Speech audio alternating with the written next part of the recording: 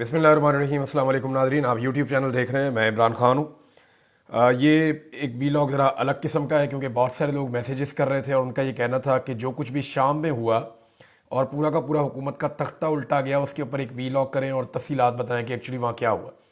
तो ये वीलॉग अगर आप देखेंगे तो आपको बिल्कुल आसानी के साथ सारा खेल समझ आ जाएगा कि शाम में हुआ क्या, किस तरीके से हुआ और उसकी ज़िम्मेदारी किसके ऊपर आती है, और क्या जो हुआ है इसका इम्पैक्ट मिडल ईस्ट के ऊपर क्या होगा। यानी मैं तो इसको ऐसे देख रहा हूँ कि शायद एक नया मुल्क बनने की तरफ चीज़ें जा रही हैं। यानी चंद मुल्कों को मिलाकर एक नया मुल्क भी इस खित्ते में बन सकता है। ये चीज़ें जल्दी तो नहीं होंगी लेकिन टाइम लगेगा। आप सबसे पहले यहाँ पे एक मेरे पास मैप है मिडल ईस्ट का। इस मैप को अगर आप देखें, और ये देखना बड़ा ज़रूरी है ताकि आप समझ लें कि यहाँ पे हुआ क्या है। अगर आप मिडल ईस्ट का एक मैप देखें तो आपको ये सब्ज रंग का सीरिया नज़र आ रहा है। सीरिया शाम को कहते हैं, अंग्रेज़ी में इसका नाम सीरिया है। और इसके साथ आपको पीले रंग का जो है वो इराक नज़र आ रहा है और इससे पिछली तरफ जो है वो ईरान है। ऊपर की जानिब जो पिंक कलर का आपको नज़र आ रहा है गुलाबी रंग में, ये तुर्की है। और जो नीचे वाला गुलाबी रंग है ये जॉर्डन है, जिसको उर्दन कहते हैं आप। ये काफ़ी बड़ा मुल्क है। और उसके नीचे जो सब्ज एरिया है बहुत बड़ा, ये जनाब मिस्र है। और मिस्र के सामने समंदर की दूसरी तरफ सऊदी अरब है ऑरेंज कलर का। तो ये इस नक्शे को एक दफ़ा आप अपने जहन में रखें। बीच में सीरिया है और ब्राउन कलर का बिल्कुल छोटा सा एक मुल्क लबनान है। और जो येलो एरिया आपको नज़र आ रहा है जिसके साथ कुछ ग्रे एरिया लगा हुआ है, ये वो टेरिटरी है फ़लस्तीन और इसराइल का इलाका, जहाँ पे एक्चुअली लड़ाई लगी हुई है और इसको लेकर एक डिस्टर्बेंस इस पूरे रीजन के अंदर रहती है। अब शाम के अंदर ऐसा क्या हुआ कि एकदम तख्ता उल्टा गया। यहाँ पे जो है वो बशार अल असद की हुकूमत थी और 24 साल तक वो हुक्मरान रहा है शाम का। उससे पहले उसका वालिद जो है वो भी एक लंबे अरसे तक, लगभग 25-26 साल तक उसका वालिद भी यहाँ का हुक्मरान रहा शाम का। और इन्होंने वहाँ पे बड़ी ज़बरदस्त किस्म की हुकूमत की है। 1970-71 की बात है। ज़रा थोड़ा सा मैं आपको बताऊँ कि ये जो अब लड़ाई हुई है ना, ये 27 नवंबर को शुरू होती है एकदम और 8 दिसंबर को फैसला हो जाता है। यानी ऐसा कैसा हो गया, इतना बड़ा मुल्क है, इतनी बड़ी फोर्सेज हैं, दुनिया पूरी का वहाँ पे स्टेक है, अमेरिका का वहाँ पे स्टेक है, रशिया का वहाँ पे स्टेक है, ईरान का वहाँ पे स्टेक है, तुर्की का वहाँ पे स्टेक है। खुद बशार अल असद जो है वो 50 साल तक उसके ख़ानदान ने हुकूमत की है। ये कैसे हो गया कि 11 दिन के अंदर अंदर सारा कुछ तलपट हो गया। यानी एक हुकूमत मौजूद थी और 11 दिन के अंदर अंदर वो छू मंतर होगी, ख़त्म होगी। ये कैसे हुआ, ये चीज़ें मैं आपको बताता हूँ, लेकिन ज़रा थोड़ा सा बैकग्राउंड आप देख लें। ये 1970-71 की बात है। उस वक्त एक वज़ीर दिफा हुआ करता था शाम का, जिसका नाम था हाफिजुल असद, जो बशार अल असद का वालिद था। एक्चुअली इनके ख़ानदान के 3 लोग हैं जो मकबूल हुए हैं। इनका वालिद था हाफिजुल असद, उसने एक तहरीक चलाई वज़ीर दिफा के तौर पे और 16 नवंबर 1970 को उसने फ़ौजी बगावत कर दी। उस बगावत के नतीजे में उसने कब्ज़ा कर लिया शाम के ऊपर और शाम पे उसकी हुकूमत बन गई।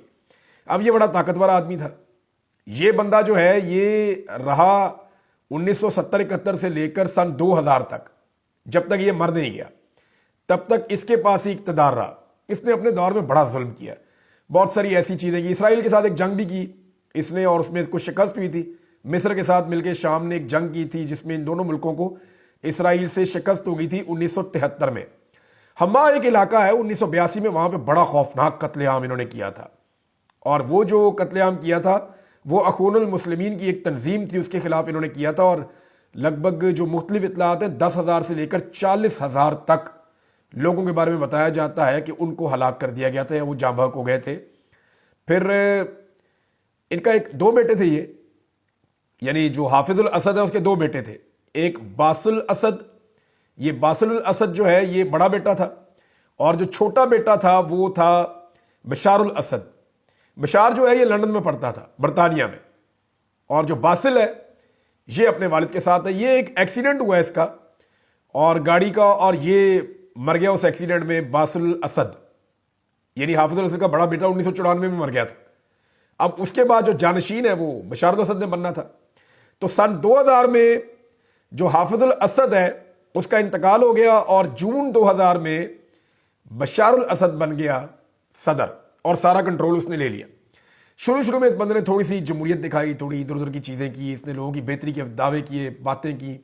شادی کر لی، لندن کی ایک لڑکی تھی اس کے ساتھ تھی، وہ ویسی شامی تھی، شام کی رہنے والی تھی، لیکن اس کے ساتھ آسما نام تھا اس کا، آسما بشار الاسد، اس کے ساتھ اس نے شادی کی. خود یہ شیعہ فیملی ہے اور وہ لڑکی جو تھی وہ سنی فیملی کی تھی. تو اس نے اسی سال میں جب اس کا والد کا انتقال ہوا اور یہ اقتدار میں آیا تو اس نے دسمبر میں اس کے ساتھ شادی کر لی. اس کی ایک الگ کہانی ہے، پھر کبھی موقع ملا تو آپ کو بتاؤں گا کہ وہ خاتون کیا تھی، اس نے اپنی زندگی میں کیا کیا. لیکن پرابلم کا جہاں سے آغاز ہوتا ہے نا وہ سن 2011 میں ہوتا ہے. 2011 تک چیزیں ٹھیک چل رہی تھی، اس کی ڈکٹیٹرشپ بھی ٹھیک چل رہی تھی، اس کا پورا کنٹرول تھا وہاں پہ، اور اس نے کنٹرول کیا ہوا تھا ایران کی مدد سے. ایران کی سپورٹ اس کو ہمیشہ سے رہی ہے، کیونکہ شام کے اندر ایران کے حمایت یافتہ کچھ گروپس تھے جو ہمیشہ سے ایکٹیو رہے ہیں اور وہ اسرائیل کے خلاف کارروائیاں بھی کرتے رہے ہیں. یعنی آپ شام کے اندر جو ایک بہت بڑی سپورٹ ہے وہ حماس کی تھی اور حزب اللہ کی تھی، تو یہ ایران کو وہاں پہ ہمیشہ سے شام میں، لبنان میں، ایران میں اپنے کچھ نہ کچھ اس نے اپنے ایلیمنٹ ہمیشہ سے رکھے تھے. اور شام کو پوری سپورٹ شام کی حکومت کو ایران دیتا تھا اور رشیا بھی دیتا تھا. یعنی ابھی آخر تک جن دو ملکوں نے پوری سپورٹ دی ہے بشار الاسد کو اور اس کے خاندان کو یا اس کے اقتدار کو، وہ ایک ایران ہے. ایران کے تو ایون جنرلز اور کمانڈرز وہ وہاں پہ موجود تھے اور وہ ساری حکمت عملی بناتے تھے بشار کے لیے اور اس کی پوری سپورٹ کرتے تھے. پھر اس طرح رشینز جو ہیں وہ اپنے شپس لے کر آئے ہوئے تھے، اپنے بحری جہاز، اپنا اکوپمنٹ، اپنے ہتھیار وہ لے کر آئے تھے، ان کے فوجی وہاں پہ موجود تھے، وہ لڑائی میں پریکٹیکلی حصہ لیتے تھے رشینز. تو یہ دو ملک سپورٹ کر رہے تھے بشار کے اقتدار کو. دوسری جانب جو آخری لڑائی تھی اس میں جو عرب ممالک ہیں وہ اور امریکہ، یہ دوسری طرف تھے، یہ اب بشار کو سپورٹ نہیں کر رہے تھے. تو ایک طرف بشار کے خلاف امریکہ اور اس کے اتحادی جو عرب ممالک تھے، اور ایک طرف جو ہے وہ ایران اور رشیا جو ہے وہ اس کو سپورٹ کر رہے تھے. یہ آپ دونوں چیزوں کو یاد رکھیں کہ یہ پراکسی بھی تھی ایک طرح کی، یہ لڑائی اس طرح کی تھی. اب 2011 میں آپ کو یاد ہوگا وہاں پہ ایک تحریک کا آغاز ہو جاتا ہے اور ایک کمپین شروع ہو جاتی ہے بشار کے خلاف، اور بشار جو ہے اس کا اقتدار ہل جاتا ہے. اس کے بعد اس نے ظلم و ستم کا ایک بازار گرم کر دیا. اس نے شام کے اندر اس نے اپنی اپوزیشن کو دبانے کے لیے پوری طاقت کا استعمال کیا. لاکھوں لوگوں کو اس نے جیلوں کے اندر بھر دیا. اس کی بدنام زمانہ 3-4 بہت بڑی بڑی جیلیں ہیں جس کے اندر یہ لوگوں کو ڈال دیتا تھا. اس نے خواتین کو بھی جیلوں میں ڈالا، اس نے بندوں کو بھی جیلوں میں ڈالا. جو لوگ لڑائی کرنے کے لیے آتے تھے، پہلے تو یہ پرامن طریقے سے لوگ احتجاج کرتے تھے، تو اس نے لوگوں کو اتنا مارا کہ وہ پھر مزاحمت شروع ہو گئی اور لوگوں نے ہتھیار اٹھانا شروع کر دیے. اب جب لوگوں نے ہتھیار اٹھانا شروع کیے تو ایسا نہیں تھا کہ وہاں کے لوگ اس سے لڑ پڑے، بلکہ باہر سے بڑی سپورٹ آئی اور اس کے خلاف باقاعدہ ہتھیار بند لوگ وہاں پہ پہنچنا شروع ہو گئے. کیونکہ ایک سرحد آپ دیکھیں، اگر غور کریں تو عراق کے ساتھ لگتی ہے. یہ ایک سرحد اگر آپ دیکھ رہے ہیں تو یہ عراق کے ساتھ لگتی ہے، اور یہ بہت بڑی سرحد ہے جو عراق کے ساتھ لگتی ہے. یہاں سے کیونکہ عراق کے اندر آپ کو پتا ہے خانہ جنگی چل رہی تھی سن 2004 سے، وہاں پہ امریکہ نے اپنے اتحادیوں کے ساتھ مل کر اٹیک کیا ہوا تھا. تو وہاں سے بہت سارے جو گروپس ہیں وہ شام میں آتے جاتے تھے اور وہاں پہ ان کا ایک بڑا انفلوئنس تھا، اور اس انفلوئنس کی وجہ سے یہ سپورٹ جو ہے وہ ہتھیاروں سمیت ملنا شروع ہو گئی باغیوں کو. انہوں نے باغی قرار دے دیا تھا. جو بھی بشار کی حکومت کے خلاف جاتا تھا اس کو باغی کہتے تھے کہ یہ ریبلز ہیں، یہ باغی ہیں، یہ ہمارے خلاف جا رہے ہیں، ہمارے اوپر اٹیک کر رہے ہیں، یہ ہمارے ساتھ زیادتی کر رہے ہیں، جمہوریت کے دشمن ایسا قرار دیا جاتا تھا، حالانکہ وہ خود ایک بہت بڑا ڈکٹیٹر تھا. اس کے بارے میں مختلف رپورٹیں ہیں. ایمنسٹی انٹرنیشنل کی رپورٹ کے مطابق یہ چند سالوں کا ریکارڈ ہے، اور یہ ریکارڈ اگر آپ دیکھیں گے تو آپ کے رونگٹے کھڑے ہو جائیں گے، آپ ہل جائیں گے کہ کیا اتنا ظلم ہو سکتا ہے. ایمنسٹی انٹرنیشنل کی رپورٹ کے مطابق 2011 سے 2015 کے درمیان 13,000 سے زائد لوگوں کو ایک جیل کے اندر لٹکا دیا گیا.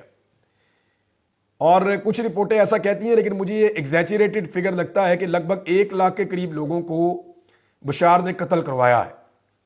اور جتنے بھی دنگے فساد ہوئے اس کے بعد شام کے اندر، کیونکہ جو مزاحمت تھی پہلے پولیٹیکل تھی، پھر وہ شروع ہو گئی ہتھیاروں کے ساتھ، باہر سے ان کو سپورٹ آنا شروع ہو گئی. پھر رشیا اور امریکہ کی پراکسی وار وہاں پہ شروع ہو گئی. رشیا کو سپورٹ کر رہا تھا ایران، امریکہ کو سپورٹ کر رہے تھے خاموشی کے ساتھ کچھ عرب ممالک، لیکن خاموشی کے ساتھ، یعنی ہتھیار دے دیے، پیسہ دے دیا، اس طرح سے وہاں سپورٹ ہو رہی تھی. اور عراق سے جو ہے وہ مجاہد پہنچ رہے تھے دھڑا دھڑ، وہاں سے لڑنے والے پہنچ رہے تھے، لڑاکا لوگ. تو دونوں طرف سے ایک جنگ لگی ہوئی تھی گزشتہ چند سالوں سے. اس لڑائی میں لاکھوں لوگوں کا قتل ہوا ہے، لیکن بشار نے اپنے اقتدار کو نہیں چھوڑا، اس کی گرفت اپنے اقتدار کے اوپر تھی. اب ہوا کیا کہ 27 سے لے کر 8 دسمبر تک، 27 نومبر سے 8 دسمبر تک سارا کا سارا سینیریو تبدیل ہو گئی. ہر چیز ایک دم بدل گئی. 2011 میں انہوں نے اٹیک کیا تھا اپنے لوگوں کے اوپر, بہت خوفناک قسم کا, لوگوں کو قتل کیا تھا. اس خانہ جنگی کے نتیجے میں 3,88,000 سے زیادہ لوگ مارے گئے, جبکہ 1,20,00,000 کے قریب افراد جو ہیں وہ بے گھر ہو گئے. 2013 میں اس نے کیمیائی ہتھیاروں کا استعمال کیا اپنے شہریوں کے اوپر. اس کے اوپر پابندیاں بھی لگیں, اس کے خلاف پوری دنیا میں بہت آوازیں بھی اٹھیں, اس کی بیوی کے خلاف بھی, ان کے اوپر ٹریول بین لگ گئے, ان کے ایسٹ سیل ہو گئے, بہت ساری چیزیں ہوئیں, لیکن کسی نہ کسی طرح کر کے اس نے مینج کر لیا. 2021 میں اس نے دوبارہ انتخابات کروائے اور یہ پھر 95% ووٹ لے کر پھر اقتدار میں آ گیا. یعنی یہ انتخابات جیسے کرواتا تھا جیسے ڈکٹیٹر کرواتے ہیں, آپ کو پتہ ہے, تو ایکچولی یہ ایک ڈکٹیٹر تھا. 50 سال تک اس کا خاندان رہا. ان 50 سالوں میں شام نے اتنی قیمت چکائی ہے کہ لاکھوں لاشیں شام میں دفن ہیں, جو اس اقتدار کے نتیجے میں, یعنی انہوں نے اپنے اقتدار کو برقرار رکھنے کے لیے باپ نے اور پھر بعد میں بیٹے نے لاکھوں لوگوں کا قتل عام ہونے دیا. اور وہاں پہ اگر جمہوریت ہوتی, انتخابات ہوتے, تو بہت ساری حکومتیں تبدیل ہوتی اور اتنے لوگ نہ مارے جاتے. بہرحال 2022-23 میں کچھ عرب ممالک نے تھوڑے بہت تعلقات بحال کیے تھے بشار کے ساتھ, کیونکہ بشار جو ہے وہ اس کے تعلقات ایران کے ساتھ بہتر تھے, تو پھر اس وجہ سے عرب ممالک کے ساتھ اچھے نہیں ہیں. لیکن حیرت کی بات یہ ہے کہ اچانک سے ایران بھی چلا گیا اور رشیا بھی چلا گیا. اگر آپ غور کریں نا, تو ڈونلڈ ٹرمپ کے اچھے تعلقات ہیں پیوٹن کے ساتھ. یہ الزامات بھی لگتے ہیں ڈونلڈ ٹرمپ پہ. ڈونلڈ ٹرمپ دنیا کے اندر جنگوں کو ختم کرنے کے لیے مشہور ہے کہ ختم کرو جنگ, بس جو پبلک چاہ رہی ہے اس طرح معاملہ اس طرف لے کر جاؤ. امریکہ میں بھی اس نے یہی گیم کیا ہے. وہ اینٹی ملٹری, اینٹی جنگ آدمی ہے کہ لڑائیوں میں وہ نہیں پڑتا, کوشش کرتا ہے جنگ بند ہو جائے. اب ڈونلڈ ٹرمپ کے الیکشن جیتنے کے بعد اچانک سے رشیا نکل گیا وہاں سے. ایسے کیسے نکل گیا؟ اتنا طاقتور ملک ہے, اتنا بڑا ملک ہے, رشین فوجی اپنے ہتھیار اٹھاتے ہیں کچھ دنوں پہلے اور نکل جاتے ہیں, اپنے شپس بھی وہاں سے لے جاتے ہیں, اور جو ہتھیار نہیں چاہیے ان کو وہاں چھوڑ جاتے ہیں. اسی طرح ایران بھی ایک دم اس لڑائی سے نکل گیا. ان کے لوگ وہاں سے ایسے غائب ہوئے جیسے پتہ ہی نہیں چلا. ایران اس لڑائی سے کیوں نکلا, اس کے پیچھے آپ کو ایک چیز ذہن میں رکھنی پڑے گی کہ گزشتہ کچھ عرصے سے سعودی عرب اور ایران کے درمیان, یو اے ای اور ایران کے درمیان بہت ساری چیزیں ایسی ہو رہی ہیں جو ماضی میں نہیں ہوئی, تو ادھر بھی ایک تعلقات بڑے اچھے بحال ہو رہے ہیں. تو ایسا لگتا ہے کہ جو ایک سپورٹ تھی ایران کی اور رشیا کی, وہ غالباً مذاکرات کے نتیجے میں یا کچھ اور چیزوں کے نتیجے میں وہ ہٹنا شروع ہو گئی. اور جب وہ سپورٹ ہٹنا شروع ہوئی تو بشار کے پاس اتنی طاقت نہیں تھی کہ وہ اپنی پبلک کے خلاف کھڑا ہوتا یا جو باغی آ رہے تھے لڑنے کے لیے ان کے خلاف کھڑا ہوتا. اب یہ تنظیم کون سی ہے جس نے شکست دی ہے بشار کو؟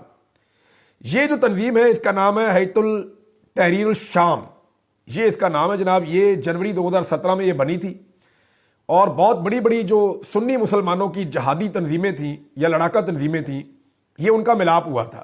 یعنی جیش الاحرار اور جبہت الفتح الشام, انصار الدین فرنٹ, جیش السنہ, لیوا الحق, نور الدین الزینکی موومنٹ, یہ 6 بڑی تنظیمیں ہیں جن کو اکٹھا کر کے یہ ایک تنظیم بنی تھی. اور یہ تنظیم اب کام کر رہی تھی عراق سے ملحقہ جو علاقے ہیں شام کے وہاں پہ. اس کے اندر جو ہے نا وہ جو سب سے تگڑے لوگ تھے اس تنظیم کے اندر وہ کردش کہے جا رہے تھے کہ کردوں کا یہاں پہ بہت زیادہ انفلوئنس تھا اور وہ اس کے اندر کام کر رہے تھے. اس میں ناظرین یہ جو ہے نا یہ سیرین ڈیموکریٹک الائنس ہے, اور یہ سن 2015 کے اندر اس نے کام کرنا شروع کیا تھا. اس میں زیادہ لوگ جو ہیں وہ کرد ہیں, اور یہ سارے مل کر اٹیک کرنے کے لیے آئے ہیں. یہ تنظیموں کا ایک پورا جتھا ہے جنہوں نے مل کر وہ کہہ رہے ہیں جی ہم نے آزادی حاصل کر لی ہے, دوسری طرف کہا جا رہا ہے جی قبضہ ہو گیا ہے. لیکن جو بھی ہوا ہے یہ تنظیموں کا ایک پورا گروپ ہے جنہوں نے مل کر کیا ہے, اور اس میں کردوں کی ایک انوالومنٹ ہے, اور خاص طور پہ سیرین ڈیموکریٹک الائنس کے اندر ان کی یہ انوالومنٹ ہے. اس تنظیم کے سخت خلاف ہے ترکی, اور عالمی سطح پہ اس کے اوپر پابندیاں بھی ہیں. اب ترکی کیوں خلاف ہے ذرا اس کا بھی آپ غور کر لیجئے. ترکی اس لیے خلاف ہے کہ اس کے اندر زیادہ انفلوئنس کن کا ہے؟ اس کے اندر زیادہ انفلوئنس ہے کردوں کا. کرد جو ہیں یہ واحد اس وقت اس ریجن کے اندر ایک قوم ہے جس کے بعد ملک کوئی نہیں ہے. ماضی میں کردستان ایک ملک ہوا کرتا تھا اور بہت بڑا ملک ہوتا تھا, لیکن وہ ملک پھر ختم ہو گیا. کردوں کا اپنا ایک بہت بڑا علاقہ ہوتا تھا, وہ ختم ہو گیا. صلاح الدین ایوبی بھی کرد تھا, جس نے آخری مرتبہ جب بیت المقدس کو فتح کیا گیا تو صلاح الدین ایوبی نے فتح کیا تھا. وہ بھی ایک کرد تھا, اور اس نے صلیبی جنگوں کے اندر بڑی زبردست شکست دی تھی انگریزوں کو. اب یہ کرد ہیں, یہ بڑے دلیر, یہ بہادر ہیں, لیکن یہ اپنا ملک ڈھونڈ رہے ہیں. ان کا ملک کیسے بنے گا یا یہ اپنا ملک کیسے حاصل کر سکتے ہیں، اس کے لیے آپ کو ایک نقشہ اور دیکھنا پڑے گا۔ یہ نقشہ آپ دیکھیے، یہ سفید رنگ کا نقشہ ہے، اس کے بیچ میں یہ پیلا علاقہ آپ کو نظر آ رہا ہے نا، یہ کردستان ہے۔ یہ کردوں نے اپنا ایک نقشہ بنایا ہوا ہے، وہ یہ کہہ رہے ہیں یہ ہمارا ملک ہے، اس کو ہم نے حاصل کرنا ہے۔ اب اس تنظیم کے اندر جو لڑنے والے زیادہ تر لوگ تھے، ان کا مطمع نظر جو ہے وہ اپنا ملک حاصل کرنا بھی تھا۔ ترکی اس کے خلاف اس لیے ہے کہ سب سے بڑا علاقہ اگر یہ کردستان بنتا ہے تو وہ کردستان کے نقشے میں ترکی کا ہے۔ یہ جو ترکی کا بہت بڑا ایریا ہے اور وہ بڑا زبردست ایریا ہے ترکی کا، وہاں پہ انہوں نے بڑی انویسٹمنٹس کی ہوئی ہیں، میں نے وہ علاقہ دیکھا ہوا ہے، وہ جو ہے وہ کردستان کا حصہ کہا جاتا ہے، وہ کہتے ہیں یہ ہمارا حصہ ہے، تو ترکی ان کو نہیں مانتا۔ اچھا، ایران کا بھی ایک بڑا حصہ ہے جو کرد کہتے ہیں یہ بھی ہمارا ہے بیچ میں، عراق کا بھی ایک حصہ ہے اور شام کا بھی ایک حصہ ہے، بلکہ بہت تھوڑا تھوڑا سا حصہ جو ہے وہ آرمینیا کا اور آذربائیجان کا بھی ہے۔ اگر پورا کردستان اسی نقشے کے مطابق بنتا ہے تو 4 بڑے ملک ترکی، شام، ایران اور عراق یہ اس کا حصہ ہو جائیں گے، اور اس کے بعد تھوڑا سا آرمینیا اور بالکل تھوڑا سا آذربائیجان یہ اس کا حصہ ہو جائے گا اگر کردستان بننا ہے تو۔ اب وہ لوگ جو ہیں وہ فیوچر میں 2 چیزیں اچیو کریں گے، ایک تو وہ کہہ رہے ہیں جی شام میں ہم نے اپنی اسلامی حکومت قائم کر لی ہے، اور اس کا جو سربراہ ہے اس کے بارے میں تھوڑی سی چیزیں مجھے آپ کو بتانی پڑیں گی، اس لیے کہ وہ بڑا امپورٹنٹ آدمی ہے، آنے والے دنوں میں آپ اس کے بارے میں خبریں سنیں گے۔ یہ جو آدمی ہے اس کا نام ہے ابو محمد الجولانی، یہ پہلے القاعدہ کے ساتھ ہوتا تھا، داعش کے ساتھ ہوتا تھا، اور البغدادی کے ساتھ انہوں نے کام کیا تھا۔ اس کے بعد یہ شام میں آ گیا تھا البغدادی کی مرضی سے، وہاں پہ مختلف تنظیموں میں کام کرتا رہا، کرتے کرتے اب یہ اس تنظیم کا سربراہ بن گیا۔ یہ 5 سال امریکہ کی قید میں بھی رہا ہے، اور اب اس کو سپورٹ جو ہے وہ ویسٹرن سپورٹ اس کے ساتھ تھی، رشیا اور ایران کی سپورٹ اس کے ساتھ نہیں تھی۔ لیکن جس طرح رشیا نے اور ایران نے وڈرا کیا نا اس سارے معاملے میں، یہ ایسا لگتا ہے کہ کسی بیک ڈور چینل پہ کچھ چیزیں طے ہوئی ہیں جن کی وجہ سے نکل گئے، ایک دم یہ لوگ نکلے ہیں اور اس کے بعد صورتحال وہاں پہ بدل گئی ہے۔ بشار الاسد نے آج سے 1 ہفتہ پہلے لگ بھگ رشیا کا ایک دورہ کیا تھا، اور اس کے بعد جب وہ واپس آیا تھا تو اس کی ایک فوٹو جاری کی گئی تھی میڈیا میں کہ جناب وہ واپس دمشق پہنچ گیا ہے، شام کے دارالحکومت دمشق میں واپس پہنچ گیا ہے۔ لیکن اس تصویر کی جب تحقیقات کی گئی تو پتا چلا کہ وہ 2023 کی ایک تصویر ہے جو اب لگائی گئی ہے۔ بشار جب سے واپس آیا دمشق میں یا شام میں، تب سے لے کر اب تک اس کی کوئی تصویر موجود نہیں ہے۔ میں آپ کو پھر بتا رہا ہوں کہ اس بات کا قوی امکان ہے کہ بشار الاسد 1 ہفتہ پہلے روس چلا گیا تھا، اس کی بیوی اور 3 بچے بھی وہیں پہ ہیں۔ 1 ہفتہ پہلے روس چلا گیا تھا، اس کو اس بات کا پتا تھا کہ رشیا وڈرا کر رہا ہے، اس کو اس بات کا آئیڈیا تھا کہ ایران پیچھے نکل جائے گا، لہٰذا اب شام کو چھوڑ دینا چاہیے، اور وہ شام سے چلا گیا تھا اور کبھی واپس ہی نہیں آیا۔ اس بات کا بہت امکان ہے، لیکن اگر وہ واپس آیا تو اس کے باوجود اب صورتحال یہ ہے کہ وہ شام سے بھاگ کر رشیا پہنچنے میں پھر کامیاب ہو گیا۔ اس وقت وہ روس کے اندر موجود ہے اور اس کو روس نے پناہ دی ہوئی ہے۔ بشار الاسد جو ہے ان کا اقتدار ختم ہو گیا، لگ بھگ 5 دہائیوں کا اقتدار تھا، لیکن وہ باقی نہیں بچا۔ اس خطے میں اور بہت سارے اقتدار بھی ختم ہوئے، کبھی ان کے اوپر ڈیٹیل سے بات کریں گے۔ کچھ اہم چیزیں میں آپ کے سامنے رکھ دوں کہ اب ہوگا کیا۔ ایک تو شام کے اندر اگر الیکشن ہوتے ہیں، وہاں کا جو وزیر اعظم ہے جو شام کا، وہ وہیں پہ موجود ہے، وہ یہ کہہ رہا ہے بھائی اقتدار کی منتقلی کرنا چاہتا ہوں، آپ الیکشن کروا دیں، فری اینڈ فیئر الیکشن ہو جائیں، لوگ جس کو ووٹ دیں اس کی حکومت آ جائے۔ اگر تو یہ ہو جاتا ہے تو یہ تو شام کے لیے بہت اچھا ہے، لیکن اگر یہ خانہ جنگی لگی رہتی ہے اور زبردستی اقتدار پہ قبضہ کیا جاتا ہے اور الیکشن نہیں کروائے جاتے تو صورتحال بالکل مختلف ہو جائے گی۔ ابھی تک تو جو لوگ آئے ہیں انہوں نے کہا جی ہم جمہوری طریقے کے ساتھ چلیں گے اور ہم جائیں گے کہ اقتدار منتقل ہو بڑے پرامن طریقے سے۔ وہ لوگ تو جو ابھی آئے وہ یہ بات کر رہے ہیں کہ وہ صحیح طریقے پہ چلیں گے، لیکن اس میں بہت سارے ایسے لوگ ہیں جو کردستان کا خواب دیکھ رہے ہیں۔ اب وہ جو لوگ کردستان کا خواب دیکھ رہے ہیں، کیا وہ رکیں گے؟ وہ اس کے بعد اپنی اگلی منزل کی طرف بڑھنے کی کوشش کریں گے، کیونکہ شام کے جو شمال مشرقی علاقے ہیں وہاں پہ ان کا بہت انفلوئنس ہے۔ اسی طرح ترکی، ایران اور عراق کے کچھ ایریاز میں بھی وہ بڑے مضبوط ہیں، اور وہ اتنے مضبوط ہیں کہ انہیں یہ لگتا ہے کہ وہ اپنا ملک بنا کر چھوڑیں گے۔ ترکی میں آپ کبھی سنتے ہیں یا ایران کے کچھ ایریاز میں کہیں پہ کوئی خود کچھ دھماکہ ہو گیا، کچھ وہ کردش جو لوگ ہیں نا وہ ان کے کھاتے میں پڑتا ہے۔ وہ آزادی کی جنگ اس وقت لڑ رہے ہیں اور اس کے بعد ان کو بہت حوصلہ ملے گا۔ اچھا جی، اسرائیل کا کیا بنے گا؟ سب لوگ اس کے بارے میں یہ سوچ رہے ہیں۔ دیکھیں، اسرائیل کی لڑائی حماس اور حزب اللہ کے ساتھ زیادہ تھی، ان دونوں کو ایران سپورٹ کرتا تھا، اور ان کو جو سپورٹ ملتی تھی سرزمین پہ وہ شام سے یا لبنان سے مل جاتی تھی۔ اب ایران یہاں سے چلا گیا، حزب اللہ اور حماس جو ہے وہ یہاں پہ اتنے مضبوط نہیں رہے، تو اسرائیل کو وقتی طور پہ اس کا فائدہ ہوگا۔ لیکن اسرائیل کو ایک بات اور یاد رکھنی پڑے گی کہ جو لوگ لڑاکا لوگ عراق کے اندر موجود تھے اور وہاں پہ ان کی بہت طاقت تھی، وہ اب اسرائیل کے بہت قریب آ گئے ہیں۔ سوال یہ پیدا ہوتا ہے کہ جیسے ایران لڑائی کر رہا تھا اسرائیل کے ساتھ، یا اس کے ساتھ اس کی کوئی نہ کوئی ٹک ٹک لگی رہتی تھی، کیا یہ جو اب لوگ آئے ہیں یہ بھی اسرائیل کے ساتھ کوئی لڑائی کریں گے یا معاملات کو کسی اور طرف لے کر جائیں گے؟ فی الحال جو ایران کا ایک خطرہ اسرائیل کے اوپر لٹک رہا تھا اس میں کچھ کمی آئی ہے، یہ بات سب کو تسلیم کرنی پڑے گی۔ لیکن یہ جو نیا ایک خطرہ ہے یہ کس نوعیت کا ہے، اس کو جاننے کے لیے ہمیں ابھی چند دن یا چند مہینے یا کچھ عرصہ میں انتظار کرنا پڑے گا، پھر سمجھ آئے گی کہ یہ نئے لوگ اسرائیل کے ساتھ کیسے ڈیل کرتے ہیں۔ ناظرین، ایک اور چیز بھی ہے، کچھ مناظر آ رہے ہیں سیریا سے، لوگ خوش ہیں، لوگ کہہ رہے ہیں جی ایک ڈکٹیٹر چلا گیا، ہماری جان چھوٹی۔ سیریا ویسے بھی جو ہے شام وہ سنی میجورٹی کا علاقہ ہے، تو لوگ ویسے بھی خوش ہو رہے ہیں۔ دوسرا ایک چیز اور بھی ہے کہ بہت ساری ایسی خواتین ہیں، بہت سارے ایسے لوگ ہیں جو بشار الاسد کی قید میں تھے اور انہوں نے جیلوں کے اندر رکھے ہوئے تھے، بڑا ظلم کیا ان کے اوپر، اور عالمی رپورٹیں بھی اس بارے میں آتی رہی ہیں۔ وہ جو لوگ ہیں ان کو رہائی ملی ہے، ان کے مناظر آ رہے ہیں، تو اس وقت تو بڑے جذباتی مناظر نظر آ رہے ہیں، لیکن آنے والے وقت میں کیا ہوگا ہم کچھ کہہ نہیں سکتے۔ اب تک کے لیے اتنا ہی ناظرین، اپنا خیال رکھیے گا، اپنے اس چینل کا بھی۔ اللہ حافظ۔